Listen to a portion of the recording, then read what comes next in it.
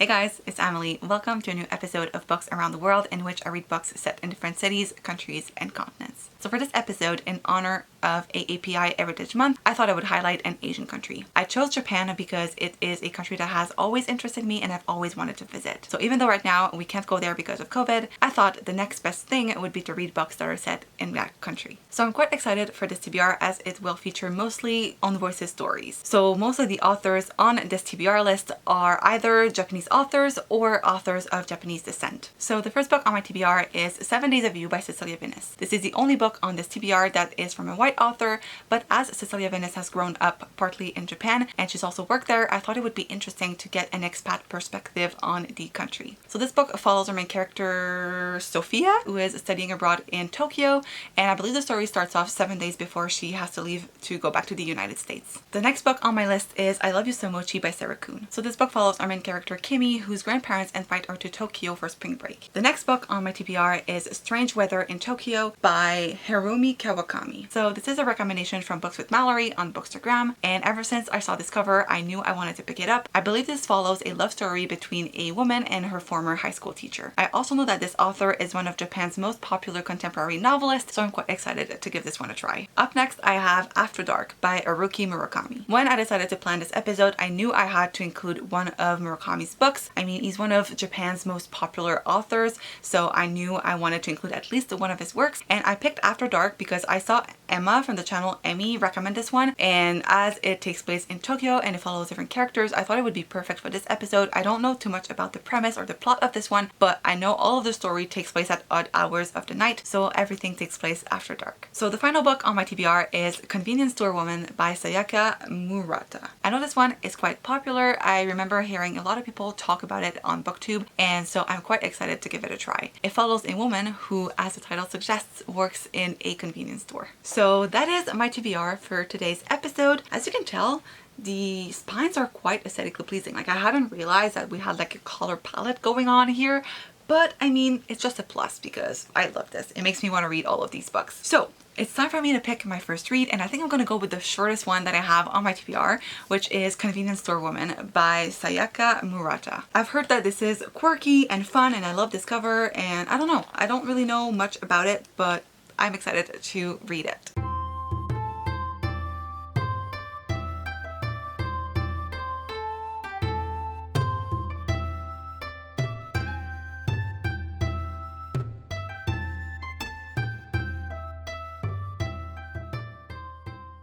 My dog is sleeping in the living room, so I came to my dad's walk-in closet because there's a window, the lighting's great, and so that's why we have a different background happening today. But I finished reading Convenience Store Woman by Sayaka Murata, and I think I'm going to give this book a 2 out of 5 stars. Now, don't get me wrong, this is not a bad book. I actually quite enjoyed some aspects of it, but personally, I couldn't really connect with the main character. I found it hard for me to stay interested. This was a short book. Like, I read it all in one night, but I felt like something was missing. I don't know exactly what it is. It could be the fact that there's not much of a plot going on. Basically, the story follows our main character Keiko, who works in a convenience store, and it's more like a slice of life situation where we follow Keiko's daily routine and what she likes about the convenience store, like her routine working in a convenience store. But honestly, not really much was going on aside from that. Eventually, there was this discussion that was tackled. Basically, everyone was asking Keiko, because Keiko is 36, and everyone was asking her how come she was still working at a convenience store even though she's 36, and everyone was like, how come you're not married? Like, you should be married, you should be having a better job. It was something that became very recurrent in the second half of the book, to the point where I felt a little bit repetitive. Like, every time Keiko would encounter someone, like an acquaintance or a family member, they would ask her, like, you're still working there? Like, why are you not married? Why are you still working at this like low job? And I don't know, I got a little bit bored with that part. I'll be honest, like, I was like, okay, we get it. I know part of the story is about Keiko like overcoming everyone's judgment and like figuring out for herself what she really wants in life, but I don't know, something was really missing with this book for me. I would have given this a 3 out of 5 stars if it hadn't been for this male character who became very prominent in the second half of the book. At first, we encountered him and I was like, okay, it's just another convenience store worker, and I hated him with such a passion. Like, I wanted to go through the book, wrap my hands around his neck and wring it, because like, honestly, I hated him. I wanted him to die. I hated him. Like, honestly, there's no other ways to describe it. Like, this is why I gave this book a 2 out of 5 stars. Otherwise it would have been 3. Like, it's enjoyable, it's decent. So I wouldn't necessarily say don't read it, because I think it's an interesting story and I'm glad that I've read it. But at the same time, not much really going on for me here. I think maybe the fact that it's so short means that it only got surface level and we didn't really dive deeper into the issues that were presented in the book. Also, I just want to say, everyone says that this book is like funny and quirky and hilarious, and I really did not see that. Like, yes, it's kind of quirky because of Keiko, our main character. I think she's on the autism spectrum, but it's not said on page, so I don't want to say like she's autistic, but like the way she behaved, it reminded me a lot of characters that I've seen that were on the autism spectrum. So that's why I'm saying that. But I don't really see how it was funny. If anything, it was kind of depressing to see like the way that people treated Keiko. I don't know. I feel like people maybe did, like, it didn't hit its mark for me in terms of like the funny or hilarious side of things. Like I said, it was kind of depressing and just really sad to read about because Keiko was struggling. Like, she was happy living her life until people started like judging her. So I don't know. It felt really sad to me. So I don't really know why everyone says that it's hilarious, funny. I'm just like, not really. It didn't really hit its mark with me, but I do see his value and I can see why people would enjoy this. So the next book that I'm going to be reading is actually kind of connected to Convenience Store Woman. So when I added this book on Goodreads, I saw that the other book that I'm going to be reading was mentioned in the section that says like readers also enjoyed, and I was like, oh, that's on my TBR. That's interesting. Maybe I should read that one next. And then when I checked out this book, there's a lot of blurbs going on, and the author of the book that I'm going to be reading is mentioned on the cover. It says here, this novel made me laugh. Absurd, comical, cute, audacious, and precise. And that author is Hiromi Kawakami, who is the author of Strange Weather in Tokyo. I've already started reading this actually. I'm on page 48 right now, and I don't really know what to say. I'm enjoying this. Something is happening here.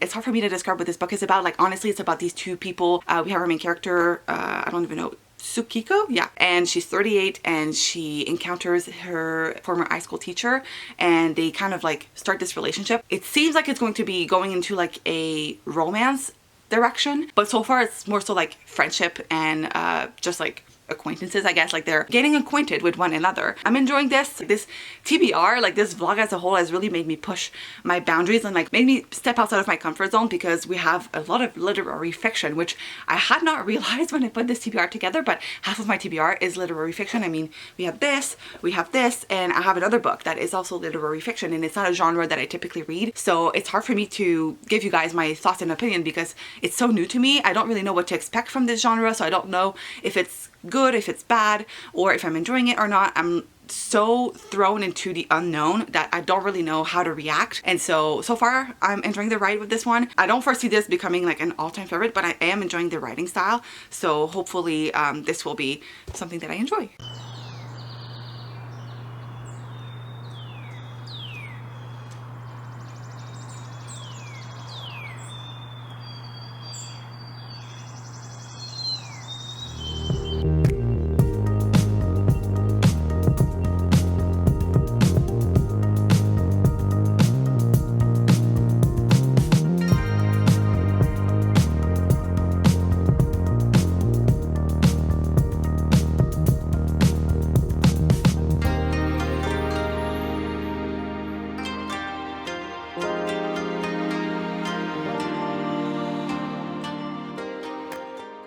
Alright, so I have finished reading Strange Weather in Tokyo by Hiromi Kawakami, and wow, I'm surprised by how much I enjoyed this one. Not because I thought I wouldn't like it when I picked it up, but it's just so different from what I typically read. There's not a lot of action going on in the story. There's not a lot of plot overall. It's more sort of a character-driven story, and even then I didn't feel like it connected with the characters that much, but the writing style is what really drew me in and what really kept me interested and invested in the book. So overall, I think I would give this a 4 out of 5 stars. I really liked it, but I cannot really put my finger as to why I liked it. It's the kind of book that I think I will have to think about for a bit before I can like finalize my rating. I can tell that I liked it. I just cannot really explain it. I don't really have any points of reference when it comes to literary fiction because it's not a genre that I typically read. And so I know I like this one and I would recommend it, but I just don't really know how to talk about this book because it's so difficult to put into words. But overall, I did like it, and I'm definitely going to be looking at other books that this author has written because I did really enjoy the writing style in this one. So now that brings us to our next read, and I'm going to be reading I Love You So Mochi by Sarah Kuhn. So I haven't started it yet, but I'm in the mood for a change of pace for a bit. I feel like I have been reading a lot of literary fiction for the past couple of days because of the 2 previous books on this TBR, and so I need like a cutesy YA contemporary, a sweet story, and I feel like this one is going to be exactly that. I am quite excited. It's kind of short too, so I think I could get through it very easily, and I mean, I love this cover. This book is also on my spring reading list, so I really want to get to it before summer arrives.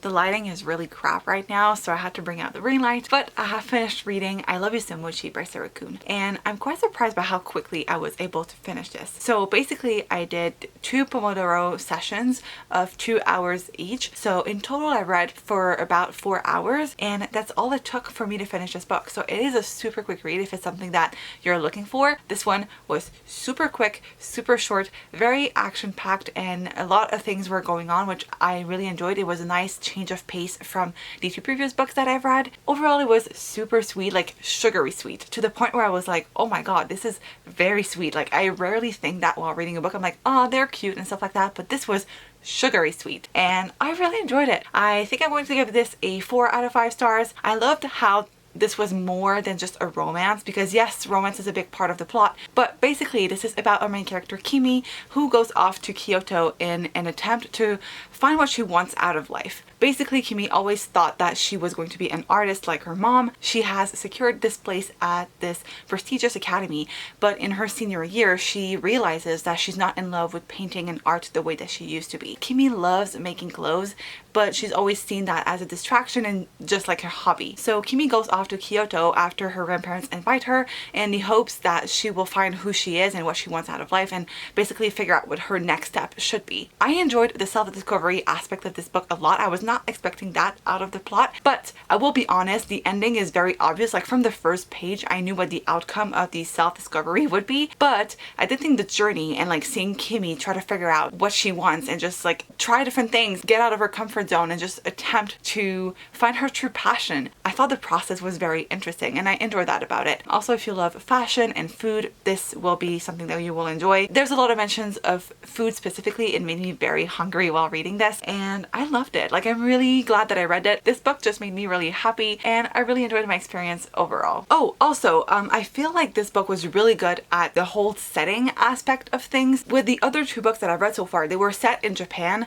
but what made them so Japanese was the cultural aspect. Like, they could have been set anywhere in Japan and it wouldn't really have mattered, whereas this one really takes place in Kyoto, and the author really takes you to all the different places that our main character Kimi goes to and explores and travels. So it's interesting to see things from a different perspective, because the other 2 books were kind of more slice of life, whereas this one is very focused on the travel aspect of things since Kimi is a tourist. So the next book that I think I'm going to be reading is After Dark by Haruki Murakami. I'm actually very excited to give this one a try because I know how much Emma loved it, and I bought it slightly because of a recommendation, and I trust her. I love her channel. She's one of my favorites. I am quite excited to give this one a try because of that, because I know how much she loved it, and I remember hearing her rave about this book and I was like, oh my god, I really need to give this one a try. I think I'm going to keep it for like the nighttime though, because I remember Emma saying that this is like the perfect nighttime read. Like, in order to really feel the ambiance and stuff, we should read this at night. So I'm going to attempt to do that. Emma said that it would be even cooler if we read this at the different times that this book takes place in. Basically, at the beginning of each chapter, it says what time at night it is. So for example, this one says 1:18 a.m. and so on and so forth. But honestly, I'm not going to stay up just so that I can read this. So we're going to start it at night. But yeah, I'm excited for it to get a little bit darker. Maybe I can light a candle or something and just make a whole experience out of this. I'm very excited to be starting this one, especially since I know Haruki Murakami is a very popular and well-loved author.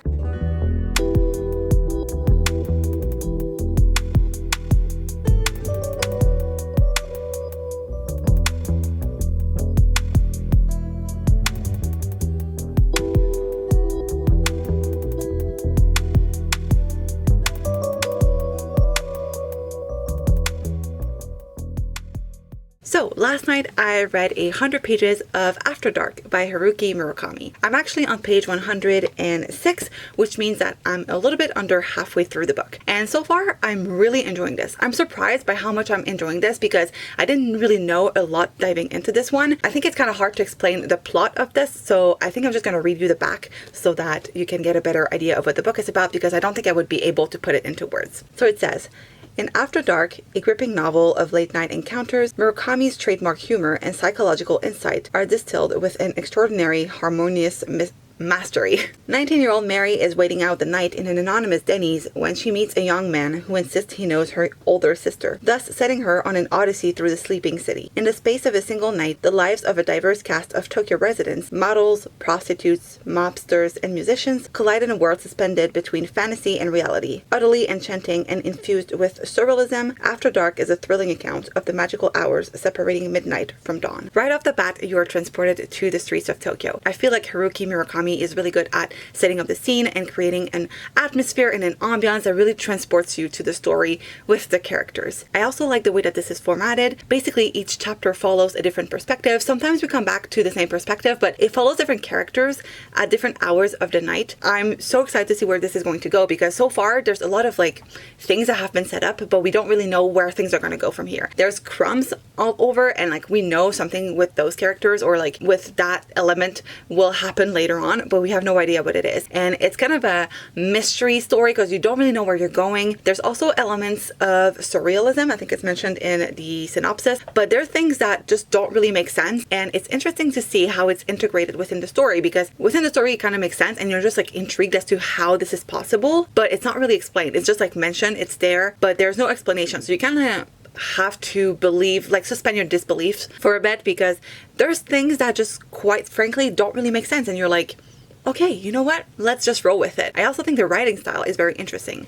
Like I said, he's very good at setting up the scene, but the perspective that we're following is not like anything that I've read before. Basically, in most scenes, we are kind of like a camera that is in the city and we're watching what's happening from a screen or something. It's not like we're there with the characters, but at the same time, it is kind of as if we're there because we're watching the scene unfold. I'm excited to see how this will play out, because I have no idea if this is something that will play a bigger part or if it's just part of the way this book is written. But so far I'm intrigued, I'm interested, I'm excited to see where things are going to go, and I'm surprised by how much I'm enjoying this. Like I said before, this TBR is really bringing me outside of my comfort zone, and I'm glad that this video project, this video series as a whole, is making me experience different genres, different authors, and different realities as a whole. So I have quite the reading update for you. First, I finished reading After Dark by Haruki Murakami, and I think what I said before about the book is a pretty good and accurate representation of how I feel about the book. I really enjoyed the writing style. I loved how the author was able to set the scene. It was super atmospheric, and I loved following these characters for one night in Tokyo. So I think I'm going to give this a 4 out of 5 stars. But then I also started reading 7 Days of You by Cecilia Venice, and this is the last book that I'll be reading for this reading vlog. I am currently on page 154.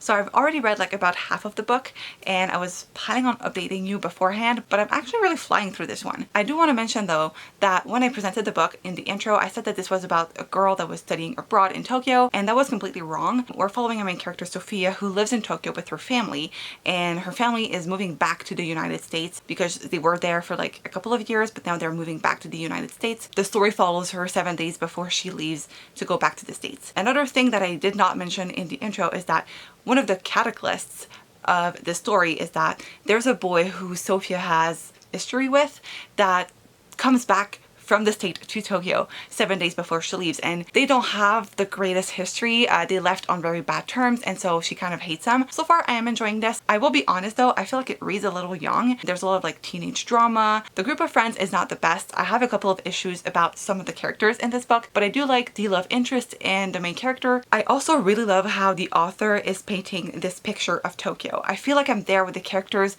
It's very descriptive as far as the setting goes. I think it's one of the most descriptive books that I've read about Tokyo so far in this vlog, and I really love it. It makes me want to travel there. I wish I was there with the characters, and reading this book makes me feel like I'm there. So that's something that I really enjoy about it. And I love this cover as well, side note. And I feel like this could end in two ways. Either it's going to be very heartbreaking, or this could be like an open ending, which I'm typically not a big fan of, but in this case I might like it. But now let's spice things up for a bit. So in this book, there's quite a few mentions of food, and not only in this one, but this one I feel like since I'm currently reading it, is the one that I'm like, oh yeah, food is mentioned all the time. But it was a recurrent topic throughout the books that I've read in this vlog, and I love Asian food, especially like sushi and stuff. That's my jam, I love it. But one thing that this book talks about specifically is snacks, and I have the perfect thing to spice this vlog up a little bit. I have this subscription to Tokyo Treat. This is not sponsored or anything like that. I bought this with my own money, and I actually saw this on an ASMR channel.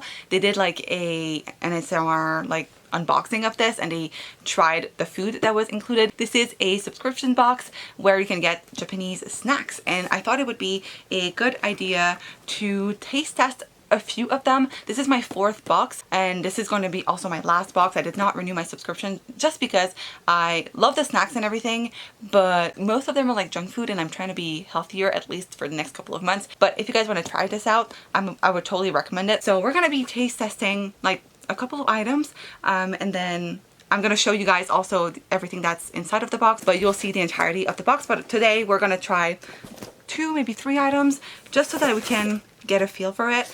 And I'm going to need the little booklet to tell you guys what's inside because everything is in Japanese. So let's see what we can have.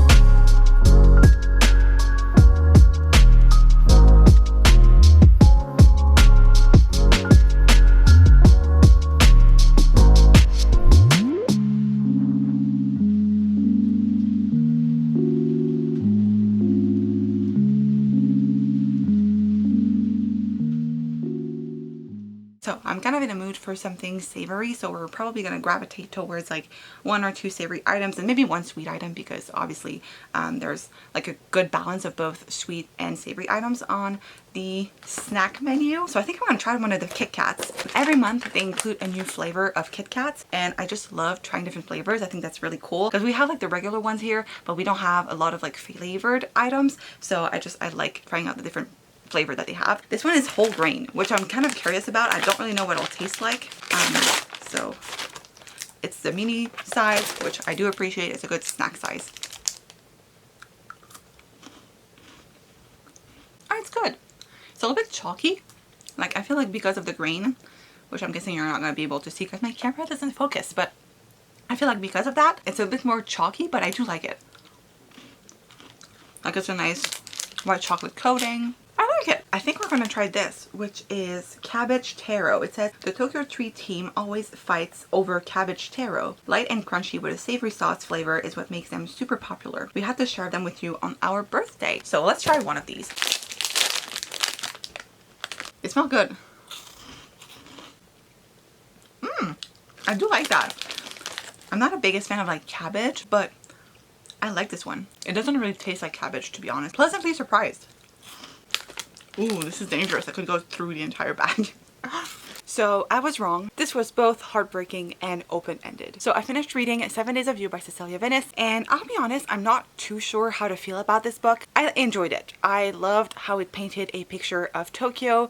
I liked the story and the characters on some level, but I'll be honest, towards the end, the main character makes decisions that were very dumb and that I felt like were kind of unnecessary and just added drama that didn't need to be there. So yeah, I don't know, but like I said, it was kind of heartbreaking as well because the last chapter broke my heart, and I was reading the pages and I was tearing up, to be honest. Like, my parents were outside, I was also outside reading, and I just tried to keep a straight face because my heart was breaking and I teared up. It was beautiful, but it was also painful. I enjoyed this book. I think, like I said, I would give this a 3.5 out of 5 stars. I liked it, but not as much as like other books that I've read this week. So that concludes this reading vlog, and I'll be honest, I don't really know how to wrap this up because I quite frankly enjoyed everything that I've read during this vlog. Typically with these episodes, I have maybe like 1 or 2 books that I didn't like as much as the rest, and it's not because I make it a point to have a book that I disliked. It's just that it always happens like that. But in this case, I would recommend everything that I've read in this vlog. Like, depending on what you like and what you're looking for, I think